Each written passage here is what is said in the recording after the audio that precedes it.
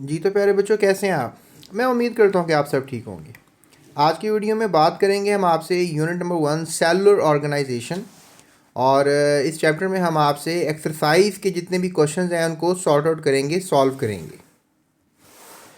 जी तो बेटा, unit number 1 में सबसे पहले जो है आपसे एंड ऑफ असेसमेंट जो है होती है। डेफिनेटली चैप्टर नंबर 1 जब आप कंप्लीट कर लेते हैं तो फिर हम आपसे जो है इससे रिलेटेड, चैप्टर नंबर 1 से रिलेटेड या यूनिट नंबर 1 से रिलेटेड कुछ सवालात करते हैं, जिनमें डेफिनेटली एमसीक्यूज़ होते हैं, कुछ ट्रू फॉल्स होते हैं, शॉर्ट क्वेश्चंस होते हैं और लॉन्ग क्वेश्चंस होते हैं। पहले सवाल की तरफ चलते हैं। लिखा हुआ है, which one of the following is absent in animal cell. Animal cell में जो है क्या चीज़ नहीं मिलेगी आपको? तो प्यारे बच्चों, एनिमल सेल में प्रोटीन्स तो आपको मिलेंगे, क्योंकि कोई भी सेल हो उसमें प्रोटीन्स होते हैं। कोई भी सेल हो उसमें पानी होता है, चाहे प्लांट सेल हो, एनिमल सेल हो। अमूमन हम एनिमल सेल को कंपेयर करते हैं प्लांट सेल के साथ, ठीक है। एनिमल सेल को किससे कंपेयर किया जाता है? प्लांट सेल के साथ। तो डेफिनेटली एनिमल सेल की बात पूछी जा रही है, तो प्लांट सेल में भी पानी है, एनिमल सेल में भी पानी है। अब दोनों में सॉल्ट्स भी होते हैं, लेकिन मज़े की चीज़ ये है कि जो सेलुलोज है ये एक कार्बोहाइड्रेट होता है प्यारे बच्चों, ठीक है। क्या होता है ये? कार्बोहाइड्रेट। अब ये कार्बोहाइड्रेट जो है प्यारे बच्चों, ये आपको कह लो कि बहुत से कार्बोहाइड्रेट्स नो डाउट आपको एनिमल सेल्स में मिलेंगे, लेकिन ये सेलुलोज एक ऐसा केमिकल है जो कि सेल वॉल बनाता है, ठीक है, याद रखिएगा। जो सेलुलोज है वो क्या बनाता है? Cell wall. तो लिहाजा ये आपको प्लांट सेल में अमूमन मिलेगा, क्योंकि सेल वॉल तो प्लांट सेल में होती है, एनिमल सेल में नहीं होती है। तो ये आप कह लो कि दोनों सेल्स को पहचानने की ना एक बहुत बड़ी निशानी भी है। तो आप कह लो कि जो सेलुलोज है वो आपको एनिमल सेल में नहीं मिलेगा। तो लिहाजा इसका आंसर क्या होगा? डी। उसके बाद नेक्स्ट क्वेश्चन ये किया जा रहा है कि what is the main difference between a plant and a animal cell. सबसे बड़ा डिफरेंस क्या होता है एनिमल सेल में और प्लांट सेल में, जो कि मैंने ऊपर आपको बताने की कोशिश भी की है। तो यहाँ पे स्टेटमेंट्स को पढ़ते हैं। Plant cell has a nucleus, it is absent in animal cell. तो ये बात गलत है, क्योंकि अगर प्लांट सेल में आपको न्यूक्लियस मिलता है तो एनिमल सेल में भी आपको न्यूक्लियस मिलेगा। चलें, यहाँ पर देखें, आपको अब एक डायग्राम नज़र आ रही है। ये एनिमल सेल की डायग्राम है और ये प्लांट सेल की डायग्राम है। तो इसमें न्यूक्लियस आपको थोड़ा सा साइड पे मिलेगा, लेकिन यहाँ पे देखें एनिमल सेल में जो न्यूक्लियस है वो आपको सेंटर में मिलेगा, सेंटर्ड होगा। तो ये भी फ़र्क है कि जो एनिमल सेल का न्यूक्लियस है वो सेंटर्ड होता है और प्लांट सेल का जो न्यूक्लियस है वो साइड पे चला जाता है। ये भी एक फ़र्क है, लेकिन न्यूक्लियस तो दोनों में है ना। तो लिहाजा ये कहना जी कि एनिमल सेल में न्यूक्लियस है और प्लांट सेल में नहीं है, या प्लांट सेल में है और एनिमल सेल में नहीं है, तो ये बात क्या हो जाएगी? गलत हो जाएगी। तो लिहाजा स्टेटमेंट क्या बनी हुई है कि plant cell has a nucleus, it is absent in animal cell. तो ये तो बात ही गलत हो गई, क्योंकि एनिमल सेल में भी न्यूक्लियस होता है और प्लांट सेल में भी होता है। So plant cell has a cell wall which is absent in animal cell. तो ये बात सच है, क्योंकि अभी मैंने ऊपर भी आपको ये बताया कि ये जो आपको सेल वॉल है ना, यहाँ पर एक ही आपको लाइन नज़र आ रही है अराउंड दिस सेल, जबकि आपको यहाँ पे दो लाइनें नज़र आ रही हैं। एक सेल वॉल भी नज़र आ रही है और उसके नीचे आपको सेल मेम्ब्रेन नज़र आ रही है। सेल मेम्ब्रेन की हेडिंग इन्होंने ये दी हुई है, ये देखें आप, ठीक है। तो लिहाजा सेल वॉल तो प्लांट सेल में है, लेकिन एनिमल सेल में आपको सेल वॉल देखें ना, इसकी सेल वॉल की हेडिंग यहाँ पर नहीं लगाई हुई इन्होंने। तो इसका मतलब ये है कि ये सबसे बड़ा डिफरेंस है। अगर आप एनिमल सेल और प्लांट सेल को देखेंगे तो सबसे बड़ा डिफरेंस उन दोनों में ये होता है कि एक सेल में आपको सेल नहीं मिलेगा, सेल वॉल नहीं मिलेगी, और दूसरे सेल में आपको सेल वॉल मिलेगी। तो लिहाजा इसका जवाब हम यही लगाएंगे, बी ऑप्शन। तो आप बी ऑप्शन को जो है वो सर्कल करें, टिक लगाएं। बाकी स्टेटमेंट में है कि animal cell is larger than the plant cell. तो कभी तो ये होता है कि प्लांट सेल बड़ा हो जाता है, कभी एनिमल सेल बड़ा हो जाता है, लेकिन ये कोई एक ऐसी बात नहीं है जिसमें आप फ़र्क करें दोनों में। तो कभी कभी प्लांट सेल्स बड़े होते हैं, एनिमल सेल्स छोटे होते हैं, कभी कभी एनिमल सेल्स का साइज़ बड़ा होता है, प्लांट सेल्स का साइज़ छोटा होता है। Plant cell has no chlorophyll, और ये तो बात ही बिल्कुल गलत लिखी हुई है ना। क्लोरोफिल होना तो डेफिनेटली प्लांट सेल की एक निशानी है, क्योंकि ना आपको प्लांट में एक ऑर्गेनेली मिलेगी, आपके शायद टीचर ने आपको बताया हो, उसका नाम है क्लोरोप्लास्ट। तो लिहाजा डेफिनेटली आपको प्लांट सेल में क्लोरोप्लास्ट मिलेगा। तो मैं आपको ये बताता चलूँ कि जो क्लोरोप्लास्ट होता है प्यारे बच्चों, इसके अंदर आपको क्या मिलेगा? क्लोरोफिल मिलेगा, ठीक है। तो क्लोरोफिल आपको लाजमी इसमें मिलेगा। क्लोरोफिल एक पिगमेंट होता है, केमिकल होता है जो क्लोरोप्लास्ट के अंदर होता है। उसके बाद सवाल जो तीसरा किया जा रहा है वो ये कि all plant cells do not contain chloroplast. सारे प्लांट सेल्स में जो है वो क्लोरोप्लास्ट नहीं होता। A plant cell without chloroplast is, अगर ऐसा प्लांट सेल जिसमें क्लोरोप्लास्ट अभी नहीं है तो उसको क्या कहेंगे? Green stem cell, leaf cell, root hair cell या बड सेल? इन तीनों में से क्या नाम देंगे? तो प्यारे बच्चों देखो मेरी बात सुनो। अब यहाँ पे ग्रीन स्टेम सेल्स, ग्रीन जहाँ पे भी लफ्ज़ आएगा ना तो वहाँ क्लोरोप्लास्ट लाजमी होता है, यह आपने याद रखना है, क्योंकि क्लोरोप्लास्ट का काम ही है लाइट का इस्तेमाल करना। अब आपने देखना है कि प्लांट में कौन सा ऐसा हिस्सा है जो लाइट का इस्तेमाल नहीं करता है। तो लीफ सेल्स डेफिनेटली, जो पत्ते होते हैं उस पर भी सनलाइट गिरती है, तो डेफिनेटली यहाँ पर भी तो क्लोरोप्लास्ट का होना लाजमी है। फिर आ जाता है जनाब बड सेल और रूट हेयर सेल। तो साइंसदानों ने ये देखा है कि जो प्लांट सेल्स हैं ये कह लें कि मेकअप करते हैं रूट्स को, या फिर ट्यूबर्स होते हैं ना, जिस तरह आलू वगैरह हो गए या प्याज हो गए, या आपको पता है ये भी अंडर दी सॉयल होते हैं, इनको हम स्टेम ट्यूबर्स कहते हैं। तो इनमें क्लोरोप्लास्ट का होना थोड़ा मुश्किल है, क्योंकि रूट हेयर सेल्स ऐसे सेल्स होते हैं जिनमें आपको क्लोरोप्लास्ट नहीं मिलेगा, क्योंकि देखो ज़मीन के अंदर तो सनलाइट जाती नहीं है। तो डेफिनेटली ऐसे सेल्स जिन्होंने सनलाइट का इस्तेमाल करना है तो उन्हीं के पास होना चाहिए ना, कह लो कि क्लोरोफिल या क्लोरोप्लास्ट। तो लिहाजा रूट हेयर सेल्स चूँकि ज़मीन के अंदर होते हैं, इनको नहीं चाहिए क्लोरोप्लास्ट, और डेफिनेटली इन्होंने सनलाइट का इस्तेमाल भी नहीं करना होता है। नो डाउट इनका फंक्शन कुछ और है। इनका फंक्शन ये है कि ये पानी को एब्जॉर्ब कर लेते हैं, सॉल्ट्स को एब्जॉर्ब कर लेते हैं सॉइल में से, इनका ये फंक्शन है। लेकिन इनका ये फंक्शन नहीं कि लाइट का इस्तेमाल करें, क्योंकि ये तो अंडर द ग्राउंड होते हैं, ये तो सॉइल के अंदर होते हैं। तो लिहाजा मैं इसी आंसर को सबसे सूटेबल आंसर समझूंगा। C option is the right answer for this question. चलें जी, अब अगले क्वेश्चन की तरफ चलते हैं। Which of the following organelle is responsible, ठीक है, for carrying the genetic information inside the nucleus? कौन सी ऑर्गेनेली ऐसी है जो कि आपको मिलेगी जिसमें एक बहुत बड़ा कमेंट पास किया इन्होंने, जेनेटिक इन्फॉर्मेशन। जेनेटिक इन्फॉर्मेशन याद रखें, सब बच्चे याद रखें, डीएनए में होती है, ठीक है। जेनेटिक इन्फॉर्मेशन होती है डीऑक्सीराइबोज न्यूक्लिक एसिड में, डीएनए में होती है। तो लिहाजा अब आप सोच रहे होंगे कि भाई डीएनए अगर जेनेटिक इन्फॉर्मेशन रखता है, लेकिन ये होता कहाँ पर है? तो सेल के अंदर जो डीएनए होता है जिसमें जो सारी इन्फॉर्मेशन होती है कि भाई सेल कैसा होगा, उसका साइज़ क्या होगा, उसने क्या बनाना है, उसने क्या काम करना है, ये सब इन्फॉर्मेशन डीएनए में होती है। फिर वो डेफिनेटली इसको हम जेनेटिक इन्फॉर्मेशन भी कहते हैं। देखें ना, अब चिड़िया के घर जो है वो हाथी पैदा नहीं होता, और हाथी के घर कभी भी चिड़िया पैदा नहीं होती। तो चिड़िया के सेल्स के अंदर वो इन्फॉर्मेशन होती है, हाथी के सेल्स में इन्फॉर्मेशन, हाथी पैदा होगा ना उससे। तो लिहाजा सेल्स के अंदर कहाँ पर ये इन्फॉर्मेशन होती है प्यारे बच्चों? तो याद रखना, ये इन्फॉर्मेशन आपको मिलेगी इनसाइड द न्यूक्लियस, चाहे वो प्लांट सेल के अंदर हो चाहे तो डीएनए में होती है। तो लिहाजा इसका जो सही ज़बरदस्त आंसर होगा वो होना चाहिए क्या? Nucleus, right. तो न्यूक्लियस के अंदर आपको एक बॉडी और मिलेगी जिसे हम क्रोमोसोम्स कहेंगे, ठीक है। जैसे ये न्यूक्लियस है, न्यूक्लियस के अंदर ये क्रोमोसोम्स होते हैं, और क्रोमोसोम्स जो हैं ये कह लो किसके बने होते हैं? डीएनए के बने होते हैं। तो लिहाजा कह लो कि विच of the following organelle is responsible for carrying genetic information from inside the nucleus? तो न्यूक्लियस के अंदर कौन सी ऑर्गेनेली जो है वो रखेगी जेनेटिक इन्फॉर्मेशन? तो लिहाजा इसका आंसर क्या होगा? ए ऑप्शन प्यारे बच्चों, दैट इज क्रोमोसोम्स, राइट। चलें जी, the story is not over, अभी ज़रा हौसला बनाए रखें। पांचवा सवाल करते हैं। Which one of the following traps sunlight energy? Sunlight energy कौन इस्तेमाल करता है for the process of photosynthesis? Photosynthesis के लिए। तो सनलाइट एनर्जी जो है प्यारे बच्चों जो इस्तेमाल करता है वो बताऊँ क्या होता है? वेरी गुड प्यारे बच्चों, आपको याद रहेगी बात, that is chlorophyll.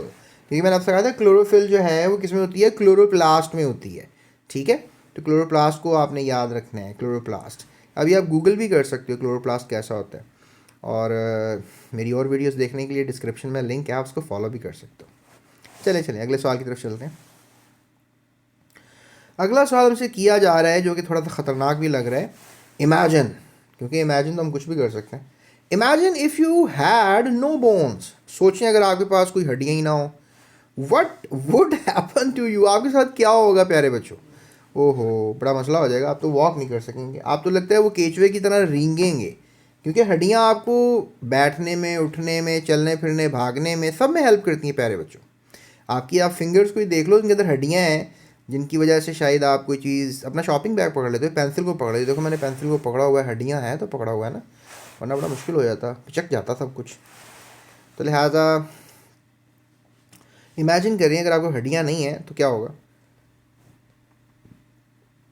Waste would increase in your blood, your food would not digest, your blood would have more carbon dioxide, you would be floppy.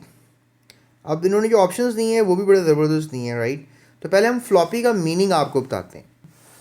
हाँ, यहाँ पर वैसे आप कह सकते हैं फ्लॉपी का मतलब जो है वो फ्लॉपी डिस्क देखी होगी आपने, कंप्यूटर्स में पहले आती थी, अब तो शायद ये आना बंद हो गई है। इसमें डाटा स्टोर होता था, तो ये एक पेज की तरह होती है फ्लॉपी डिस्क। जिस तरह ये पेज है ना, आपको नज़र आ रहा है ये कैसा, इसका देखें आप साइज़, बिल्कुल आप ऐसे ही हो जाएंगे, फ्लॉपी से हो जाएंगे आप, हड्डियाँ नहीं होंगी ना आप में। शायद कोई आपने जानदार ऐसा देखा हो जिसमें हड्डियाँ नहीं है, तो फ्लॉपी सही होता है। वो देखें ना, आप कभी सोचें वो जो बटरफ्लाई होती है उसका जो पंख होता है उसमें हड्डियाँ नहीं होती, तो बिल्कुल पेज की तरह फ्लॉपी सा होता है वो। दैट मेक्स एन आइडिया कि यू विड बी फ्लॉपी। बाकी अगर आपके हड्डियों का काम कोई वेस्ट ब्लड में बढ़ाना है या कुछ और भी बड़े फंक्शन होते हैं हड्डियों के, नो डाउट, लेकिन यहाँ पर जो सबसे सूटेबल आंसर लग रहा है that is you would be floppy. तुम एक पेज की तरह हो जाओगे, जिस तरह आप किसी आटे के पेड़े को पकड़ के ना दबाओ यूँ ज़ोर से तो एक फ्लॉपी सी बन जाती है, यू नो, पिचका हुआ सा कुछ चीज़। Okay, so let's move toward the next question. One of the following is the correct pathway of organization. इनमें से एक जो है उसकी सिमेट्री ठीक है। सेल ऑर्गन सिस्टम बनाता है, तो मुझे यहीं से बात गलत लग रही है, क्योंकि सेल जो है प्यारे बच्चों मिलकर टिश्यू बनाता है, तो टिश्यू मिलकर जो है कह लें आपके ऑर्गन बनाता है और फिर ऑर्गन सिस्टम बनता है। बात गलत है।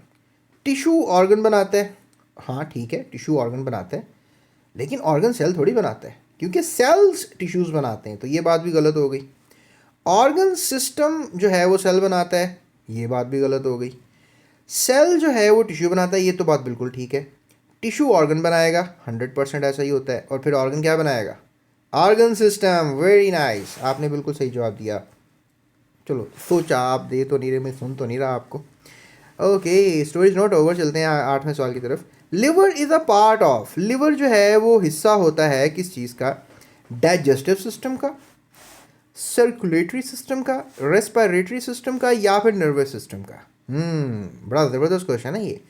बड़ा लंग्स होते हैं रेस्पिरेटरी सिस्टम के हिस्से में, सर्कुलेटरी सिस्टम के हिस्से में सारी आपकी ब्लड वेसल्स और ब्लड आ जाता है, नर्वस सिस्टम में सारे आपके न्यूरॉन्स आ जाते हैं, नर्वस सेल्स आ जाते हैं।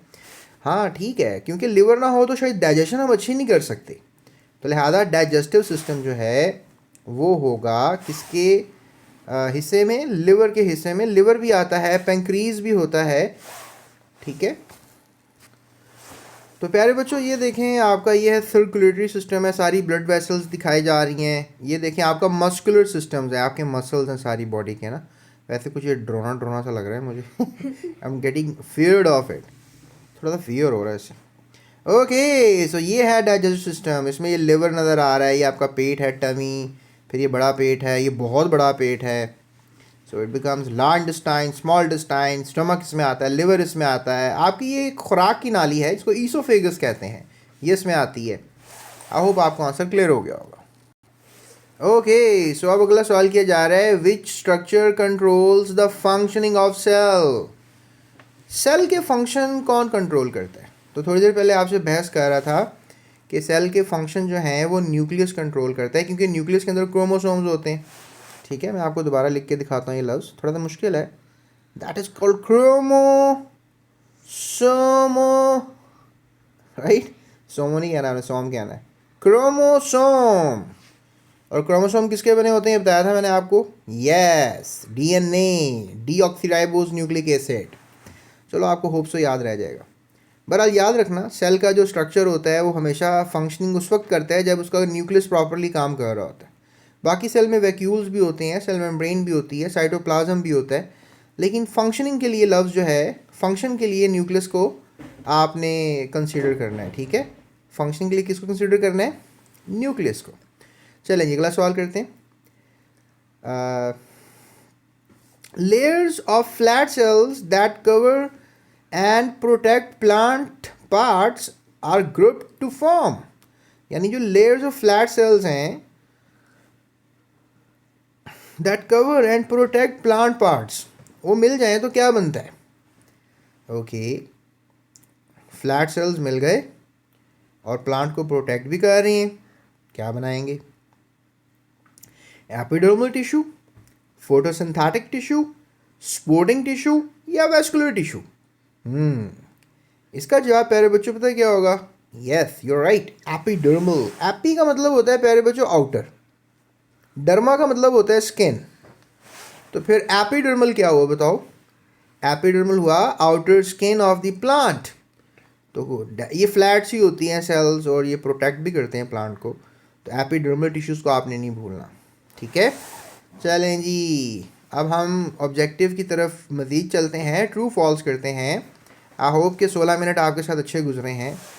चलें जी, अब हम चलते हैं इसकी तरफ। Muscles cover the body and they are examples of animal tissues.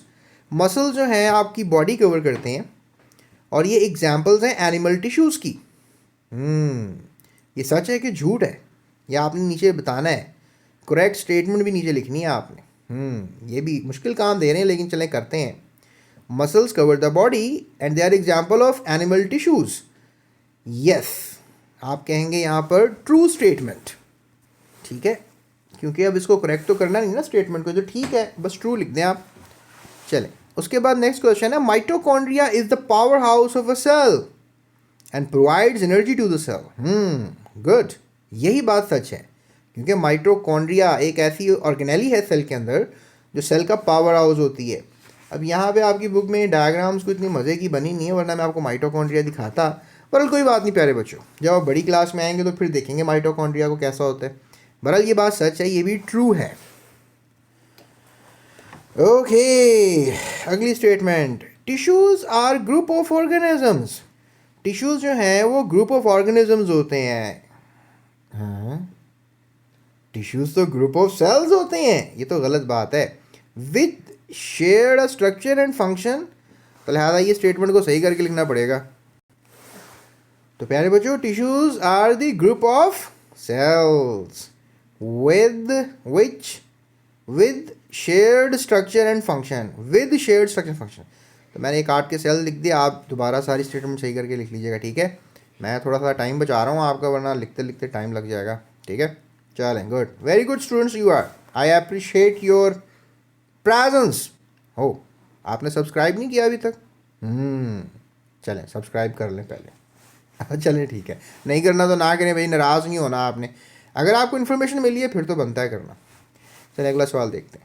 The control unit of cell is cytoplasm. क्या कंट्रोल यूनिट सेल का साइटोप्लाज्म होता है? No no no no no, control unit cell का जो है दैट इज न्यूक्लियस। तो लिहाजा आपने लिखना है control unit of the cell is nucleus, या फिर आप ये भी लिख सकते हैं क्रोमोसोम। अभी मैंने ऊपर बताया था आपको, क्रोमासोमा, यू नो, क्रोमोसोम। ओके, अब चलते हैं अगले क्वेश्चन की तरफ।